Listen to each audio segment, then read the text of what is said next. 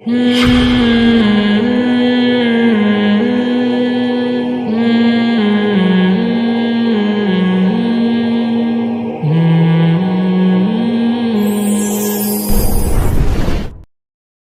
کن چیزوں سے ہے؟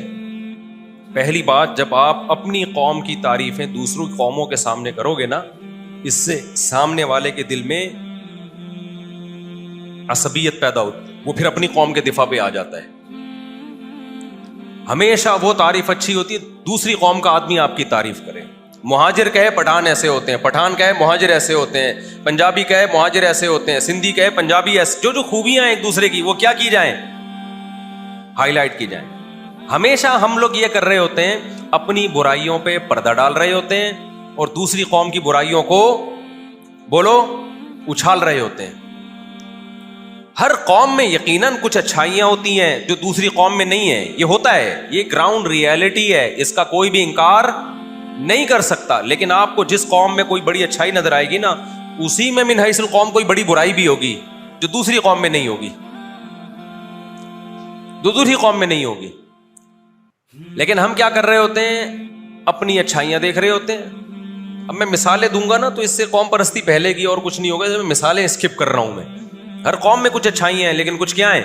اب تو ہر قوم میں کچھ اچھائیاں ہیں کچھ برائیاں ہیں، تو کبھی بھی قوم پرستی کو پروموٹ مت کرو۔ آج کل بہت زیادہ سوشل میڈیا پہ آ رہا ہے یہ میں فلاں ہوں، میں فلاں ہوں، میں فلاں ہوں، میں فلاں ہوں۔ تو بولے تو ہے تو ہمیں کیوں بتا رہا ہے؟ تیرا عمل اگر اچھا ہے تو تو جنتی ہے چاہے جس قوم کا بھی ہو، تیرا عمل اگر برا ہے تو تو جہنمی ہے چاہے جس قوم کا بھی ہو۔ تو صرف ایک ہی نعرہ ہے میرے بھائی، وہ ہے لا الہ الا اللہ۔ اس کے علاوہ اللہ کچھ مانتا ہی نہیں ہے۔ دیکھو مجھے ایک بات بتاؤ، آپ کے، میں کہنے والا تھا 16 بچے ہیں لیکن نہیں ہے، آپ کے اگر 4 بچے ہیں، مثال تو وہ دی جائے گی نا مارکیٹ میں چل رہی ہے۔ اب ہماری مارکیٹ میں چونکہ کچھ اور چل رہا ہے تو اس لیے ہم وہ والی مثالیں دینے پہ آ جاتے ہیں۔ آپ کے 4 بچے ہیں، ایک ان میں انتہائی درجے کا سفید، ایک انتہائی بلیک جو اندھیرے میں نظر ہی نہیں آتا، ایک اس میں کچھ اور تھوڑی سی زبان اس کی تھوڑی سی کیا ہے، وہ اردو بولتا ہے لیکن الگ اسٹائل میں، چوتھا کسی اور اسٹائل میں، ایک کا قد چھوٹا ہے ایک کا لمبا ہے۔ ابا کی نظر میں ان چاروں میں فرق ہوگا ہے بھائی؟ ابا ان چاروں کو ایک نظر سے دیکھے گا کہ نہیں دیکھے گا؟ ابا کبھی فرق نہیں کرے گا۔ تو یاد رکھو حدیث میں آتا ہے، نبی صلی اللہ علیہ وسلم نے فرمایا الخلق عیال اللہ، یہ ساری مخلوق اللہ کا خاندان ہے، گویا کہ اللہ کی اولاد نہیں ہوتی، لیکن ایسے جیسے اولاد، اللہ کسی کو اولاد نہیں بناتا، نہ ہے کوئی اولاد، لیکن اللہ کفالت تو کرتا ہے نا۔ تو اللہ سب کو ایک نظر سے دیکھتا ہے، یہ دیکھتا ہی نہیں ہے کہ کون کالا ہے، کون گورا ہے، کون پٹھان ہے، کون پنجابی ہے، کون مہاجر ہے، کون سندھی ہے، کون سرائکی ہے۔ اللہ اس نظر سے انسانوں کو دیکھتا ہے ہی نہیں۔ اللہ کہتے جو پٹھان ہے وہ بھی میرا ہے، جو سندھی ہے وہ بھی میرا ہے، جو سرائکی ہے وہ بھی میرا ہے، جو مہاجر ہے وہ بھی کس کا ہے؟ وہ بھی میرا ہے۔ تو سارے جب میرے ہیں تو میں کس سے خوش ہوتا ہوں؟ ان اکرمکم عند اللہ اتقاکم، جو مجھ سے ڈر کے زندگی گزارے گا وہ میری نظر میں سب سے زیادہ عزت دار۔ جو میری مان کے نہیں چلے گا جائے جس قوم کا ہو جہنم میں، مجھے اس سے کوئی غرض نہیں ہے۔ اللہ کو اگر عربیوں سے الگ سے محبت ہوتی تو ابو جہل کو اللہ جہنم میں بھیجتا اور سلمان فارسی اور بلال حبشی کو جنت میں بھیجتا اللہ تعالیٰ؟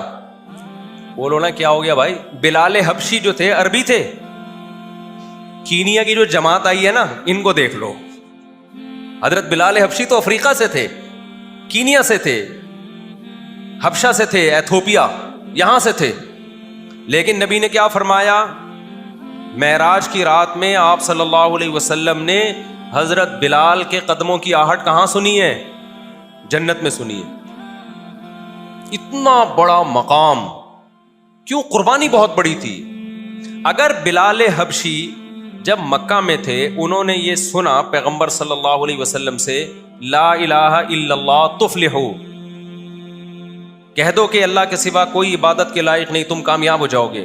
حضرت اگر نبی صلی اللہ علیہ وسلم قوم پرستی کا نعرہ لگاتے کہ اے لوگو میں عربوں کو دنیا کا امام بنانے آیا ہوں، اے لوگو اس توحید کے کلمے پہ آ جاؤ، بت پرستی چھوڑ دو، اس سے عرب پوری دنیا پہ راج کریں گے، اس سے عربوں کو بڑا فائدہ ہوگا، تو بلال حبشی آتے؟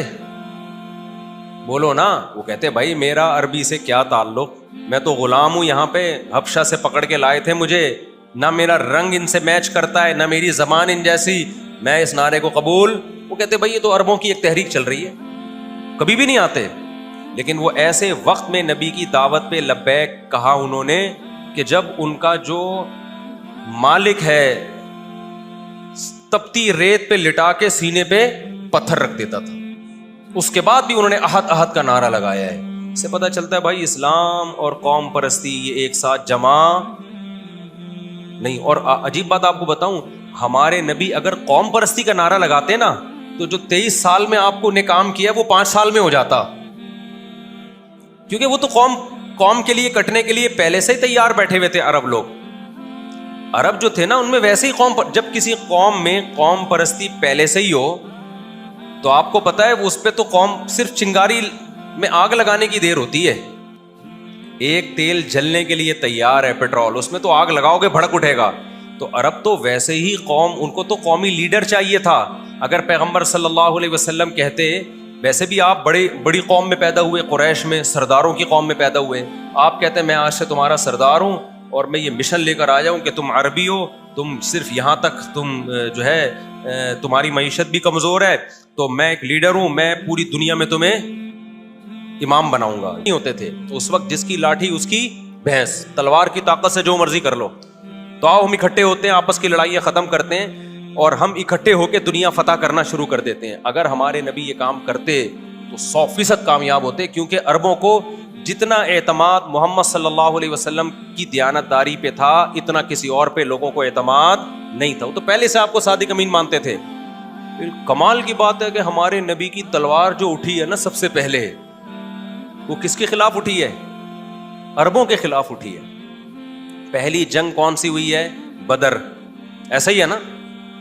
تو بدر میں ادھر بھی عربی ادھر بھی عربی, پھر عربوں کی ذیلی قومیں, عربوں میں قوم ہے قریش, تو ادھر بھی قریش ادھر بھی قریش. پھر قریش کا قبیلہ تھا جو بڑا اعلیٰ سمجھا جاتا تھا, بنو ہاشم, ادھر بھی بنو ہاشم ادھر بھی بنو ہاشم. بنو ہاشم کی تلوار سب سے پہلے بنو ہاشم کے خلاف اٹھی ہے اسلام میں. اس سے صاف دنیا کو میسج دے دیا کہ ہم دنیا میں عربیت کو فروغ دینے کے لیے یا عربوں کو دنیا کا امام بنانے کے لیے نہیں آئے, ہم دنیا میں اسلام کو غالب کرنے کے لیے آئے ہیں. میں اکثر ایک حوالہ دیتا ہوں نا, سعودی عرب کے ایک بڑے پرہیزگار عالم تھے شیخ صالح العثیمین رحمہ اللہ تعالی, ان کی ایک آڈیو میں نے سنی, بڑی پیاری بات کی انہوں نے کہا کہ یہ جو عرب اسرائیل جنگ ہے اس میں اسرائیل کو فتح نہیں ہوگی. کیوں نہیں ہوگی؟ نام ہی ٹھیک نہیں ہے اس جنگ کا. اسرائیل کو, میں نے کیا بولا؟ اسرائیل کو فتح نہیں, سوری عربوں کو فتح نہیں ہوگی, الٹا کہہ دیا میں, الٹا کہہ دیا. پوچھ کے آنا ابا سے, وہ جو پچھلے والا کام لگایا نا, نہیں وہ والا بھی جو آپ کے ذمہ کام لگایا نا, ابا سے پوچھ کے کیا کام لگایا. ہاں ضیاء اللہ کون تھا. ٹھیک, اسرائیل کو عربوں کو فتح نہیں ہوگی, سوری میں نے غلط کہہ دیا. یہ عرب عالم ہی کا بتا رہا ہوں, سعودیہ کے بہت بڑے عالم تھے, کہ اس جنگ میں ہم جو امیدیں لگا کے بیٹھے کہ عربوں کو فتح ہوگی, انہوں نے کہا جب تک اس کا نام چینج نہیں ہوگا اللہ کی مدد نہیں آئے گی. کیوں؟ اسرائیل کی جب عربوں سے جنگ ہو رہی ہے تو آپ اس کو عرب کیوں کہہ رہے ہو؟ کہا کہ اللہ نے عرب قوم کی مدد کا وعدہ نہیں کیا. اللہ نے اگر عرب قوم کی مدد کا وعدہ کیا ہوتا تو ابو جہل کو سردار بنا دیا جاتا نا, عرب تو پہلے سے تھے. اللہ نے اسلام کی مدد کا وعدہ کیا ہے, تو یہ عرب اسرائیل جنگ نہیں ہے, یہ اسلام اور اسرائیل کی جنگ ہے, یہ مسلم اور اسرائیل کی جنگ ہے. سمجھتا نہیں. اور یہ آپ کو بتاؤں, ایک سازش کے تحت یہودی نے یہ نعرہ لگوایا ہے تاکہ یہ جنگ عالم اسلام میں پھیلے نہیں. یہودی بہت ہوشیار ہے. یہودیوں نے شروع سے ہی نا جرائد میں, اخباروں میں, میڈیا پہ عرب اسرائیل عرب اسرائیل عرب اسرائیل, یہ اتنا پروپیگنڈا کیا, اتنا پھیلایا اس کو کہ آج ہم بھی بلاشعوری طور پہ کہتے ہیں عرب اسرائیل جنگ عرب اسرائیل جنگ عرب اسرائیل جنگ. یہودی کو پتا تھا مسلمان تو دنیا میں بہت ہیں, جتنے عرب ہیں اتنے ہی غیر عرب بھی ہیں. ترکی سارا غیر عربی ہے, وہ کیا ہے؟ مسلمان. ازبکستان, تاجکستان, آذربائیجان, اتنی بڑی بڑی ریاستیں, عراق میں بہت سے غیر عرب بھی ہیں. ایران میں بہت سارے, اور ہر جگہ, بنگلہ دیش, انڈیا, 20-30 کروڑ تو انڈیا میں ہے, 20-30 کروڑ پاکستان میں ہے, اور بنگلہ دیش میں اب تک کی رپورٹ کے مطابق, اور اگلے سال آپ دیکھو جب سے ہمارے 4 شادیوں والا بیان جانا شروع, یہ رپورٹیں 50 سال میں چینج ہو جائیں گی, دیکھنا پوری دنیا حیران ہو جائے گی یہ رپورٹ کو ہوا کیا ہے. سمجھ آ رہی ہے نا بات؟ یہ جو مردم شماری ہو رہی ہے نا 50 سال کے بعد, یہ ساری دنیا کے ماہرین حیران ہوں گے کہ اس کائنات میں کون سا ایسا ایک واقعہ ہوا ہے کہ 1 ارب مسلمان 4 ارب ہو گئے, اور 4 ارب کافر وہ سمٹ کے کتنے ہو گئے, 1 ارب ہو گئے. یہ ہوا کیا ہے؟ پھر وہ جب تحقیق کریں گے, ان کے تحقیقی ادارے تھیسس لکھیں گے تو پتہ چلے گا. ایک یوٹیوبر آیا تھا, مفتی صاحب تھے, انہوں نے بیانات کر کے مسلمانوں کی اسپیڈ کیا کر دی ہے, بڑھا دی. وہ بٹن پہ پاؤں رکھ کے چلے گئے تھے, اسپیڈ کا بٹن, ایکسلریٹر پہ پاؤں رکھ کے دنیا سے چلے گئے. وہ آٹومیٹیکلی اسپیڈ کیا ہوتی جا رہی ہے, کیونکہ اسپیڈ تو پھر آٹومیٹیکلی بڑھتی ہے نا. جب آپ کے 18 ہوں گے تو پھر 18 میں سے ہر ایک کے 18, پھر ان کے, تو آپ کو بتاؤ یہ تو تھوڑے دنوں میں اسلام دنیا میں غالب آ جائے گا. اچھا خیر, اب کیا ہے, تو یہ ایک نعرہ لگایا گیا. اب دیکھو عراق پہ جب بمباری ہو رہی تھی نا, 27 اتحادی ملک مل کے عراق پہ بم برسا رہے تھے, تو عربوں کا پتہ ہے کیا بیان آیا تھا, عرب حکمرانوں کا, کہ کسی اور عرب ملک پہ اٹیک ہم برداشت نہیں کریں گے. میں چھوٹا تھا اس وقت, لیکن مجھے بڑا افسوس ہوا. میں نے کہا کاش یہ جو عرب کنٹری کا بادشاہ یہ کہہ دیتا کہ کسی اور اسلامی ملک پہ ہم یہ برداشت, اول تو عراق پہ بھی برداشت نہیں کرنا چاہیے, لیکن اگر آپ مجبوری میں برداشت کر رہے ہو تو آپ یہ کہہ دو نا کہ عراق ایک اسلامی کنٹری ہے, اس پہ تو ہو گیا, کسی اور کنٹری پہ ہوگا تو ہم برداشت, کسی اور اسلامی کنٹری پہ ہوگا تو ہم برداشت نہیں کریں گے. لیکن پروپیگنڈے کا اثر دیکھو کہ جو عرب ممالک کے بادشاہ ہیں ان کی زبان پہ بھی اسلام نہیں آتا. کیا آ رہا ہے؟ عربیت. تو یہ ایک بڑی سازش کے تحت یہ کام کیا گیا میرے بھائی. جس نعرے کو اسلام ختم کرنے کے لیے آیا, اسی کی بیس پہ آپ جنگیں لڑ رہے ہو اور لوگوں کو کھڑا کر رہے ہو. تو اگر یہ عرب کی جنگ ہے تو پھر غیر عرب تھوڑی آئیں گے اس میں. تبلیغی جماعت دنیا میں پھیل گئی نا. اگر حاجی عبد الوہاب صاحب یا مولانا الیاس رحمۃ اللہ نعرہ لگاتے کہ بھائی جتنے بھی ہندوستان کے مسلمان ہیں وہ سارے کے سارے جمع ہو جائیں, ہم ایک خاص طریقے سے تبلیغ کر رہے ہیں, انڈیا پاکستان کے لوگ جمع ہو جائیں, تو کینیا سے جماعت آتی. وہ کیا ہو گیا بھائی, کینیا والے بولتے بھائی تمہارا مسئلہ ہے یار, ہمیں کیوں بیچ میں رگڑ رہے ہو ہیں بھائی. اچھا عجیب بات آپ کو بتاؤں, پاکستان کی دنیا میں کہیں بھی قدر نہیں ہے, لیکن اگر آپ کی دنیا میں کہیں عزت تھوڑی سی ہے وہ مذہب کی بیس پہ ہے. اگر آپ نے مذہبی تشخص ختم کر دیا نا تو پھر تو آپ کی 2% کی اوقات, اکنامکلی تو کہیں ایسا ہے ہی نہیں. ابھی تو مجھے یاد ہے پچھلے جب کرنسی بہت گر گئی تھی, ہم سعودی عرب گئے تو پاکستانی کرنسی لے ہی نہیں رہے تھے, وہ کہتے ڈالر لے کر آؤ. کرنسی اتنی ہو گئی تھی, انہوں نے کہا پوری بوری بھر کے 2-4 ریال لے کے جاؤ گے, ہم کہاں ٹکائیں گے اس بوری کو. یہ آپ کی اوقات. لیکن آپ کو پتا ہے آپ دنیا میں کہیں بھی جاؤ, چاہے وہ لنگڑا لولا اسلام ہو, لیکن لوگ تھوڑی سی عزت دیتے ہیں اسلامی کنٹری. کیا لیبل لگاتے ہیں؟ اسلامی کنٹری. ایک اس لیے, ایک اس پہ کہ ایٹامک پاور, چاہے وہ لنگڑی لولی ہو, لوگ کہتے ہیں وہ بم جب چلانا نہیں ہے تو رکھ کے کیا کرنا ہے.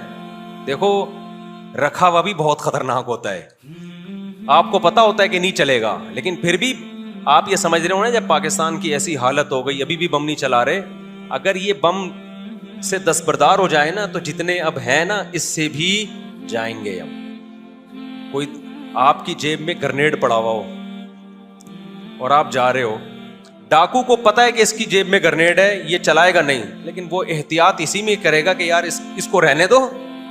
بہت سے ایسے لوگ ہیں جن کی جیب میں گرنیڈ نہیں ہے, ان سے نمٹو پہلے. ہوتا ہے کہ نہیں ہوتا؟ آپ پلاسٹک کی پسٹل بھی لے کے جاؤ گے نا تو بھی ڈاکو, بھائی ڈاکو آپ کی طرف جب آئے گا جب سارے بغیر پستول والے نمٹ جائیں گے, کہے گا یار مارنا ہے تو پہلے وہ بغیر پسٹل کے, وہ بھی پسٹل کے بغیر, وہ بھی پسٹل کے, اس کو پہلے لوٹو نا. اس کو خام خام ہو سکتا ہے سچی مچی کی, وہ پھر کیا کریں گے, ہم چلا دی. تو اسی لیے یہ جو گارڈ ہوتے ہیں نا گلیوں کے, ان کو لکڑی کی بندوقیں دے کے بٹھایا جاتا ہے, 50% ڈکیتیاں کم ہو جاتی ہیں. ڈاکو کہتا ہے ہو سکتا ہے سچی مچی کی نہ نکلے بھائی. تو اس لیے یہ جو بم ہے نا, بم یہ جیسا مرضی لنگڑا لولا بم ہو, لیکن اس کی وجہ سے تھوڑی سی ہماری دنیا میں عزت بولو رہ گئی. اور تیسری جو سب سے زبردست چیز ہے, تبلیغی جماعت کی وجہ سے ہماری دنیا میں بڑی عزت ہے. میں ایک دفعہ بنوری ٹاؤن میں گیا, وہاں افریقہ سے ایک لڑکا آیا ہوا پڑھنے کے لیے. اب آپ مجھے بابا بتاؤ, دنیا میں کتنا بڑا بیوقوف ہوگا جو دوسرے ملک سے ہمارے ملک میں پڑھنے کے لیے آئے گا؟ کبھی سنا آپ نے؟ ابے ہمارے والے تو اپنے ایک دوسرے کو بیوقوفی کا طعنہ دے رہے ہوتے ہیں کہ جب تو آکسفورڈ یونیورسٹی جا سکتا ہے, جب تو امریکہ جا سکتا ہے پڑھنے کے لیے, تو کے یو میں کیوں پڑھ رہا ہے؟ کہتے ہیں کہ نہیں کہتے؟ کراچی یونیورسٹی میں وہ لوگ پڑھ رہے ہیں جن کے پاس باہر جانے کا پیسہ نہیں ہے, گٹکے کے پیسے نہیں نکلتے ان کے پاس بیچاروں کے, وہ کہاں سے باہر جائیں گے؟ مجبوراً یہاں پڑھ رہے ہیں. لیکن اگر کوئی امریکہ سے پڑھنے کے لیے آپ کے ادارے میں آ رہے ہیں, انڈونیشیا سے, ملیشیا سے, افریقہ سے, فرانس سے, جاپان سے پڑھنے کے لیے آپ کے ادارے میں آ رہا ہے, تو آپ پوچھو گے نا بھائی ایسا یہاں کیا ہے کہ آپ وہاں کے بجائے کہاں کے پڑھ رہے ہو یہاں؟ تو کہے گا بھائی میں سائنس اور ٹیکنالوجی پڑھنے کے لیے نہیں آیا, میں آپ کے مدرسوں میں پڑھنے کے لیے آیا ہوں. وہ مدرسے جن کو یہاں کے اسکالرز نے کہا ہے کہ ان مدرسوں میں منجن بکتا ہے. سمجھ میں آ رہی ہے بات؟ اگر منجن بک رہا ہوتا, امریکہ سے, برطانیہ سے, فرانس سے لوگ یہاں پڑھنے کے لیے نہیں آتے, اور ڈاکٹر اور انجینئر نہ پڑھ کے جاتے. میرے شاگردوں میں ڈاکٹرز بھی ہیں, انجینئرز بھی ہیں, پی ایچ ڈی اسکالرز بھی ہیں جو مدرسوں میں آئے ہیں پڑھنے. بنوریا جا کے دیکھو, ہر دوسرا طالب علم کوئی امریکہ کا ملے گا, کوئی برطانیہ کا ملے گا, کوئی کہاں کا, کوئی کہاں کا. اور پھر ہمارے ہی ان ہندوستان پاکستان کے علماء نے برطانیہ میں جا کے مدرسے بنائے. اب عجیب بات ہے, آپ حیران ہو گئے. یہ جو اسکالرز آج کے کہتے ہیں مدرسوں میں منجن بکتا ہے, منجن بکتا ہے, ایک رٹ لگائی بھی ہے, کچھ بھی نہیں ہوتا. آپ ان مدرسوں کی ویلیو دیکھو کیا ہے. میں فرانس گیا ہوں, جرمنی گیا ہوں, وہاں میں مفتیان کرام سے ملا, مذہبی اسکالر سے ملا. میں نے کہا آپ کہاں پڑھے ہیں؟ کہہ رہے ہیں برطانیہ میں پڑھ کر آئے ہیں ہم. ارے برطانیہ میں تم مفتی بننے برطانیہ گئے تھے؟ برطانیہ کی کسی یونیورسٹی میں؟ انہوں نے کہا نہیں, وہاں ہندوستان کے کوئی دیوبند کے عالم تھے, انہوں نے مدرسہ کھولا 50 سال پہلے, 100 سال پہلے, وہاں سے اتنے مفتیان کرام فارغ ہو چکے ہیں. آپ کو فرانس میں, جرمنی میں, اٹلی میں, اسپین میں, برطانیہ کے مدرسوں سے پڑھے ہوئے لوگ ملیں گے. وہ مدرسے نہیں جن کو گورنمنٹ چلا رہی ہے, وہ مدرسوں کو چلا کون رہا ہوگا؟ یہاں کوئی پاکستانی یا کوئی انڈین چلا رہا ہوگا. اب نہیں آئی سمجھ میں بات. لیکن کمال کی بات ہے, یہ منجن ایسا بیچا, جن کو لوگ کہتے ہیں نا منجن بیچتے ہیں مدرسوں میں, ایسا مدرسے میں منجن بیچا کہ فرانس سے بھی کوئی عالم بننے کے لیے ہم سے منجن خریدنے آ رہا ہے. تو یا تو یہ منجن نہیں ہے میرے بھائی, یا آپ منجن بیچ رہے ہو. نہیں آئی بات؟ میرا خیال ہے, دیکھو اس کی میں مثال دیتا ہوں نا. ایک آدمی کہہ رہا ہے کہ ایک دوا ہے اس کے پاس, میڈیسن ہے جو کینسر کے مریضوں کو ٹھیک کر دیتی ہے. لوگوں کو تجربہ, ایسی کوئی دوا ہے نہیں, ایسا نہ چلے جائیں کہیں. آپ نے دیکھا یار لوگ ٹھیک ہوتے جا رہے ہیں. دوسرا بندہ اٹھا, اس نے حسد میں آ کے کہا ابے بھائی یہ کینسر کے نام پہ منجن بیچ رہا ہے, منجن بیچ رہا ہے. سب نے بات اتنی سنی اور سارے اس کے گرد اکٹھے ہو گئے. لیکن کچھ عقل مند تھے, انہوں نے کہا ہم ذرا ریسرچ کرتے ہیں کہ اس نے جن کو میڈیسن دی ہے وہ ٹھیک ہوئے بھی ہیں کہ نہیں ہوئے. جا کے دیکھا یار تو 100% رزلٹ ہے. تو وہ کیا کہے گا بھائی منجن یہ نہیں, منجن کون بیچ رہا ہے؟ منجن وہ بیچ رہا ہے جو ان کو منجن کہہ رہا ہے. تو آپ کبھی مدرسوں کے اندر جا کے تو دیکھو میرے بھائی, رائے ونڈ میں جا کے دیکھو, رائے ونڈ کا مدرسہ کون سا ملک ہے جہاں سے وہاں طلبہ پڑھنے کے لیے نہیں آئے؟ کون سا ملک ہے؟ تو آپ نے پاکستانیوں کو بھی بیوقوف بنا دیا, امریکیوں کو بھی بیوقوف بنا دیا, ڈاکٹروں کو بھی, انجینئروں کو بھی, پی ایچ ڈی اسکالرس کو بھی, وہ سارے آ رہے ہیں مدرسوں میں پڑھنے کے لیے. اور جو نہیں پڑھ رہے وہ کیا کہہ رہے ہیں, یہاں مدرسوں میں کیا بک رہا ہے؟ منجن. تو پھر آپ کو یہ اپنا مدرسہ بنا لو. مدرسہ تو ضروری ہے یا نہیں عالم بنانے کے لیے؟ ان اسکالرز کا نہ اپنا کوئی مدرسہ ہے, نہ جو مدارس ہیں ان کو یہ پروموٹ کرتے ہیں. 2 نمبر مدرسے بھی ہوتے ہیں, ہم کب کہہ رہے ہیں, لیکن یہ تھوڑی کہ سارے 2 نمبر ہو گئے. دوسری بات یہ, میں نے بہشتی زیور پہ کہا تھا نا کہ یہ کتاب بہت زبردست کتاب ہے, پڑھا کرو. اس پہ کسی نے منجن بیچا, اس نے بولا یہ 2 نمبر کتاب ہے. تو جو بھی اس طرح کی بات کرتا ہے نا, میں کہتا ہوں آپ کوئی اور کتاب لے آؤ یار. یہ فوراً کہتے ہیں ہماری کوئی کتاب نہیں, ہم قرآن و حدیث کو مانتے ہیں. تو ابے قرآن و حدیث ہی سے نکال کے لکھ لو نا کوئی کتاب, ترتیب سے لکھ لو. وضو کے طریقہ, کتاب الطہارہ, پھر کتاب الوضو, پھر کتاب الغسل, جیسے علماء نے کیا. یہ بہشتی زیور میں ہے, تو آپ اردو میں ایسی کوئی چھاپ دو جس پہ کم از کم آپ کے 50-60 علماء کے دستخط ہوں. ہم کہیں گے یہ پڑھ لو گھر میں. نہ آپ کے پاس ہے, نہ ہمیں پڑھنے دیتے ہو. اس کو کہتے ہیں